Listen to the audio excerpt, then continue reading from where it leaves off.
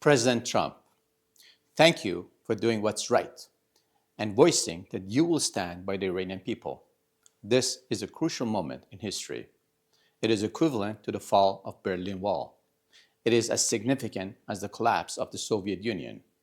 Iranians, with bare hands, are fighting the bloodthirsty, murderous regime of the mullahs and the bands of the Revolutionary Guards.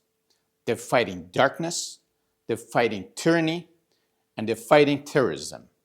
And this fight is not just for Iranians. It is on behalf of everyone who believes in freedom, the very essence of civilization. And in this fight, they need the support of the international community. But history shows us what happens when the words and actions of world leaders do not align. President Obama drew a red line for Bashar Assad. That line was crossed, and no action was taken. The outcome was an absolute catastrophe. Millions of people were displaced, refugees flooding Europe and North America. Hundreds of thousands perished. The entire region was engulfed in flames of war for more than a decade. Extremism grew out of it. ISIS grew out of it. And to this day, we see extremist terrorist groups rising up, killing civilians, killing innocent people, and killing American servicemen too. The situation in Iran is far worse, because here, you're not facing a single dictator. You're facing the Islamic Revolutionary Guards, a vast terror network, an economic mafia, and a global assassination machine. It is a system that replicates a sick ideology wherever it reaches. They operate across the Middle East, Europe, and North America. They carry out assassinations abroad. They attempt assassinations here. You were on their target list before. They will try again. This is a war that the free world cannot afford to lose.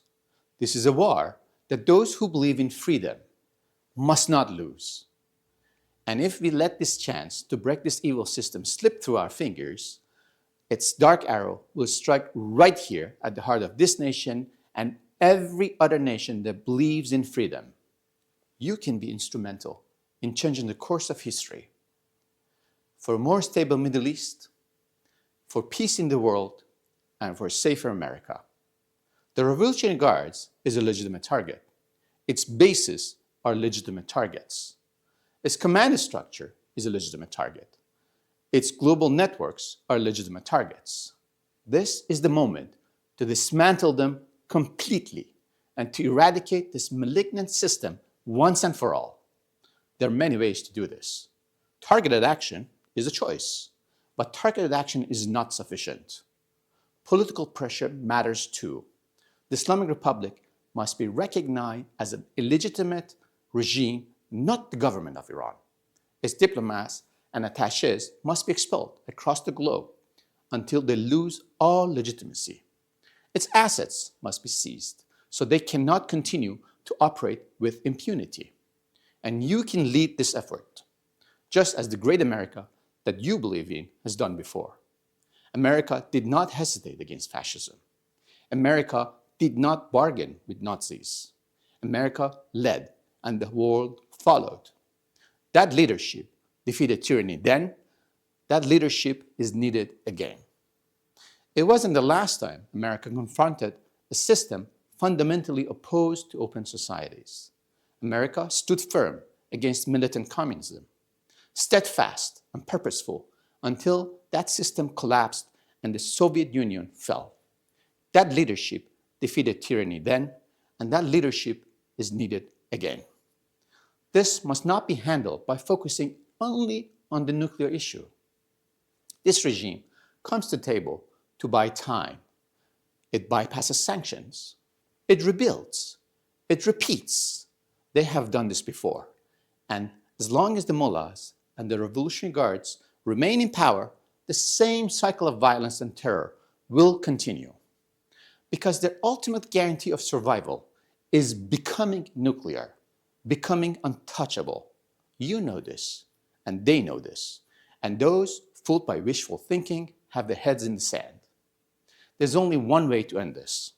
Unite the free world. dismantle the Revolutionary Guards, disrupt their military system, cripple their economic networks, and let the Iranian people rise as they already have and decide their own future. A free Iran would change the Middle East forever. It would bring peace instead of proxy wars. It would stabilize energy markets instead of constantly threatening them. It would open vast opportunities for business and development. In a free Iran, America would not face another enemy. America would gain a true ally. We urge President Obama to stand with the people of Iran against the mullahs. He did not. It's possible that he later regretted that decision. We called upon President Biden, and he too turned his face away from a nation rising in fire and hope. And to this day, Iran, America, and the world at large are paying the price for linear thinking, wishful strategies, and short-sighted policies in the Middle East. You can be different. You have always said that you're a man of action. And many have come to believe that you say what you do and you do what you say. The free world is counting on you. People of Iran are counting on you. That you stand with them, not with the regime. There are two paths before us. Follow the path of Obama and Biden, focusing only on the nuclear issue, making deal with the regime, and not standing with the people of Iran. And Iran will not become just another North Korea, a closed system and a permanent nuclear threat, but it will become something far worse. It's a far larger country with a far more sophisticated terror network, with a global reach, not isolation, a regime with firepower that can threaten Washington, New York, London, Tokyo, and every open society that believes it's out of reach. Or you can stand with the people of Iran and delegitimize the regime, dismantle the IRGC with actions and targeted sanctions, and a free Iran will be born by the people of Iran. This choice is clear. And if in a free Iran, America will find not an enemy, it will find a true ally. A great ally is not a government that merely signs a contract. It's a people who share the same values, the same aspirations, as the same belief in freedom. That's what defines America. And that's what defines the Iran of tomorrow. This can be your legacy. Thank you.